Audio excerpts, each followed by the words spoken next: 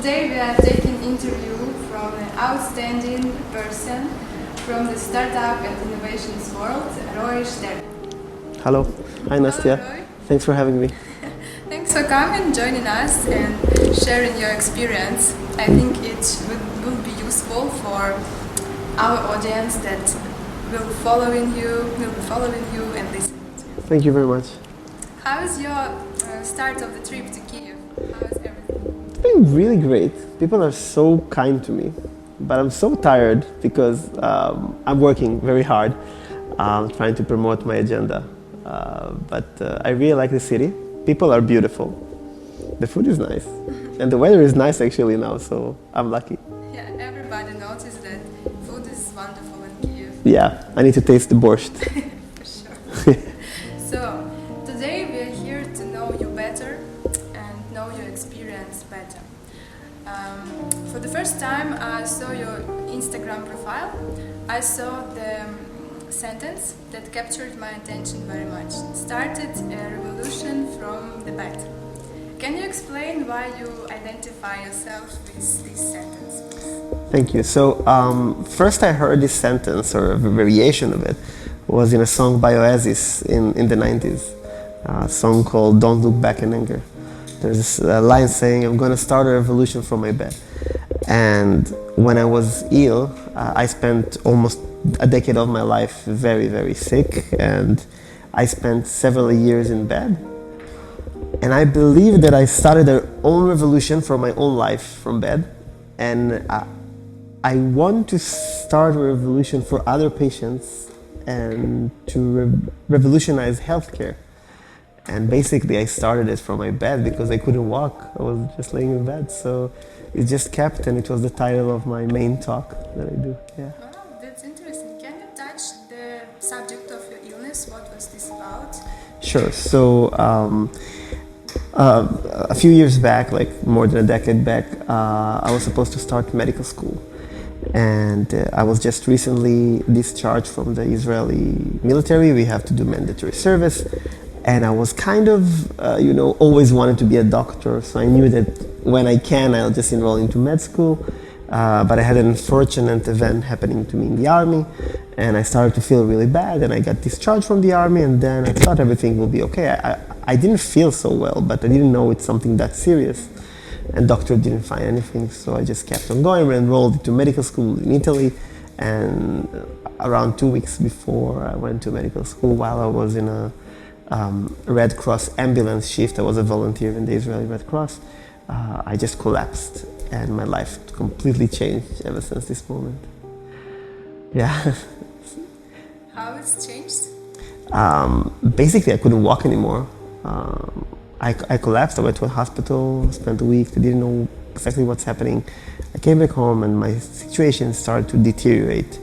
I had severe muscle pain and weakness, and I couldn't actually function.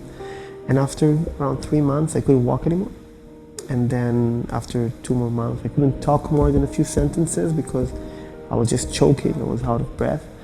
Then the blood pressure started to change, and after around 1 year in bed and a bit of out of bed, my blood pressure was changing so badly that even if I moved my head like this, I would have fainted completely. Just lost consciousness, and I couldn't function anymore. Why doctors Couldn't shower. didn't help you?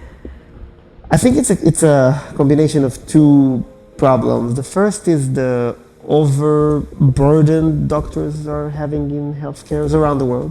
We're not talking about third world that they have like basic problems of lack of infrastructure. We're talking about Europe and the States and the developed world that basically doctors have a few minutes with you and they're so busy, and when they treat you they have to type and do bureaucracy instead of actually communicate with you. So the miscommunication was one. And the second, I think it's a lot to do with paternalism in healthcare, that you're the patient and I'm the doctor, and why should I listen to you, even though I had a very solid and strong story. But I felt that nobody is actually listening to me. Today it started to change. I'm lucky enough to teach today in medical schools or visit and give lectures, and the students today are completely different. They're more humane, I think, because they're more connected. And today, doctors to be are chosen also by their social skills. I remember in Israel, like a decade ago, if you have good grades, you can go to medical school. Some people didn't have very good social interactions with people, but they were very good students, you know. So today they put emphasis of being more mature, older even. You have programs of 4 years, you know, after you already did something in your life. And of course they test social skills, which are so important when you're a doctor. Yeah, that's nice. Thank you. How did you start your revolution here from this bed? So this small revolution that I hope to become bigger basically started, first of all, that I decided that I can't wait anymore.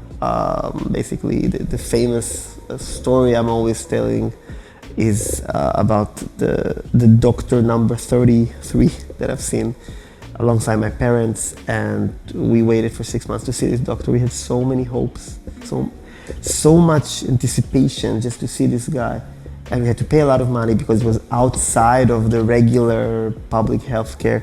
And he basically took 2 minutes to read my chart and told my parents basically, listen, your child is basically gone. Like there's nothing we can do for him. He's going to spend his life in bed and maybe in a wheelchair. And he's basically never going to marry a woman, never going to go to university, and never going to work a day in his life. Sounds very desperate. Yeah, it's the last thing a doctor should do. Even if you have a bad prognosis, I think there is a way to communicate. This doctor didn't even look at me, he was just looking at my father. He was standing above us in a power pose. It was kind of a very humiliating moment for me. And I went back home and I decided that I have only 2 choices in life. It's either I'm healing myself or killing myself. No middle. And eventually, after a very tough night of darkness, and I'm not wishing anybody to go through a night like this, I decided to choose life.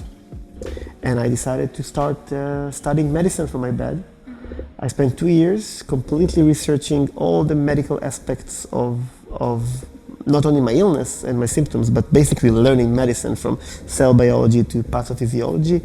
And I learned to interpret some lab work and x-rays and so on. And I built a case that I was managed to prove my doctors that I have an illness with a name, confirm the diagnosis.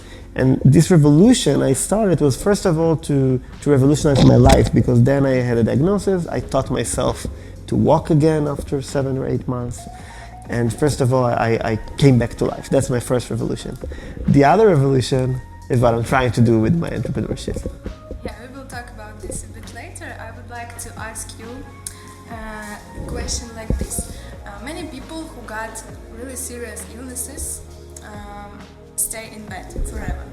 What do you think makes you exceptional and people who are becoming struggling for their lives, for their better lives? What do you think makes you exceptional? What skills the person should improve or raise to get out of this bed?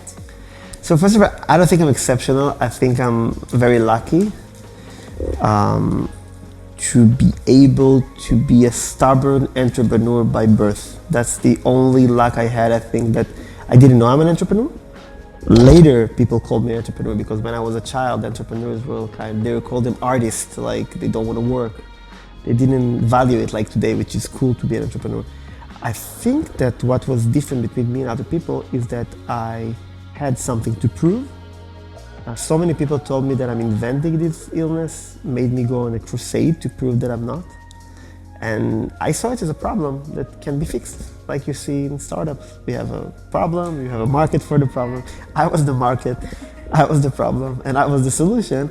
And I think that my specific illness that I'm going to talk about more when you ask me is a very good case of how resilient can you be and effective on your own life. And what I mean is that many people in my condition, and I know these patients because they're my friends, I can't even compare myself to them because there are a lot of other illnesses involved. But if you choose to get better with this specific illness, you can, because it's a type of illness that can be rehabilitated. And there is something here mentally that you can do and empower yourself, or be empowered, to start getting out of bed. And I see it all the time.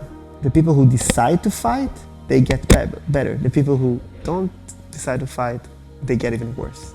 is inside us. Motivation is inside us. Definitely. Yeah, and our mind and body can do impressive things. I'm the living proof of it.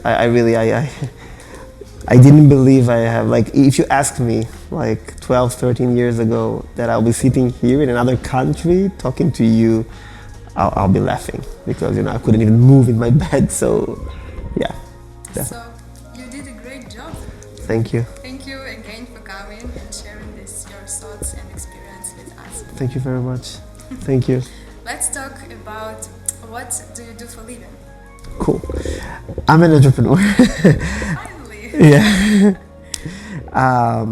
I founded several startups and NGOs, educational and charity projects, aim to empower people and to solve the doctor-patient miscommunication or the miscommunication in the healthcare systems, the disempowerment of patients. We have basically the most unused resource in healthcare is the patient.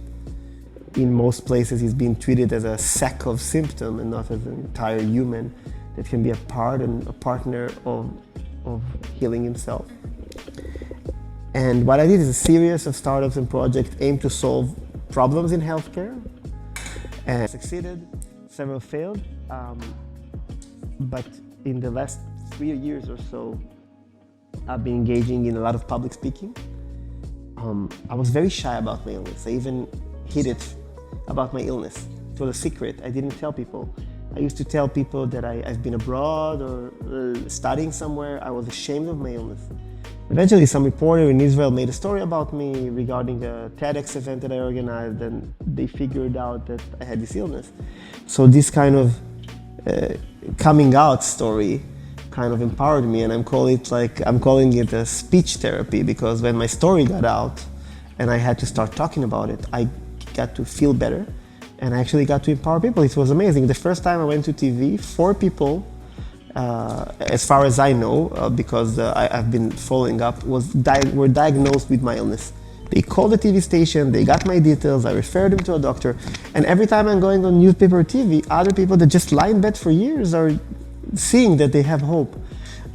So I'm trying to raise awareness, and in part of doing so, I established the Israeli Society of Dysautonomia, which is my illness.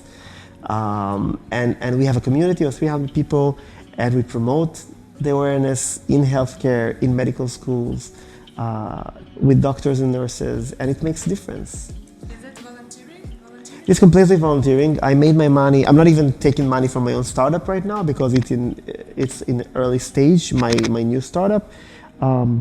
I'm making a living out of basically public speaking, consulting.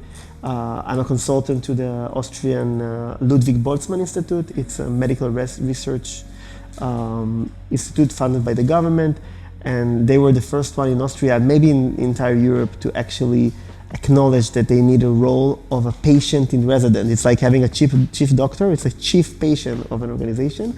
We established this role together, and I served there for 6 months, and now I'm being replaced because we wanted to replace this person every 6 months. One can be professor, one can be even uneducated, just a patient, which is being a patient. It doesn't have to be a professional patient, but it has to give different feedback and perspective about patients' life.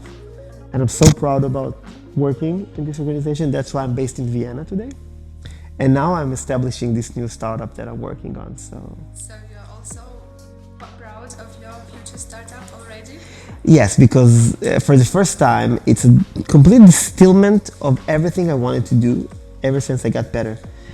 It's a startup that pinpoints the problem, which is the miscommunication between doctors and patients, and tackles exactly it. And if my startup was exist when I first came to my doctor, I wasn't laying in bed for 5 years. And I can... How does it work? It's basically a medical questionnaire that we ask the patient before he comes into doctors, and he automates and gives a lot of insights to the doctor and basically optimizes clinical workflow. Doctors working with this CRM, like a software that helps them manage the clinic and the patient's records. And it's very, very difficult to use, and it's not really designed for doctors. It's designed like by engineers, not for people. Not because these companies are not good, it's because it's so hard to put all this amazingly large data into a very good UX. So what we do, we created another layer, or this what we call EMR, electronic medical record, and we optimize or automate a lot of the processes doctor is doing. So first of all, you can have more face time with the patient, which is very important, and the touch and the care. And second of all, it can predict some sort of predictions and raise red flags. And because my illness was not very known, specifically in Israel back then, I believe that a system like mine could have raised a red flag, and my diagnosis could have been years before it made.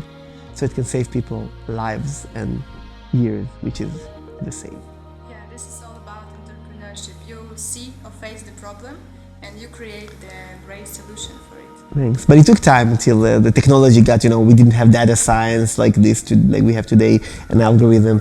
Today, I think the market wasn't ready for a product like this a few years back. Now there are, because doctors understand that they can't be silent anymore and just accept those systems that just take time out of them, like typing. Almost half of every visit with the doctor is wasted on typing. And there are some solutions, but the main solution in the United States is to hire people who sit and write for the doctors. So you pay more money and you have more resources and more room for errors and mistakes because you have one more chain. And when you tackle using digital health or health IT tools these specific problems, you empower doctors. I'm not against doctors. I'm trying to make the doctors better doctors to treat the patients better. So I'm helping the patients by helping the doctors. Great. And how many doctors or clinics already using your solution? So we deployed in a pilot clinic that works with us in the city of Rochester in upstate New York. And we have 9 providers that works with our systems. Providers are doctors, nurse practitioners, and physician assistants. In America, you have senior people. Not only the doctor is seeing patient. You have special nurses and special academics called physician assistants that also do almost the same job as a doctor with some differences. So those providers, 9 of them are using a system, and in a few weeks from now, we will be ready to launch our product to more clinics. And hopefully that in half a year or so, we can come to Europe. We also have plans for this.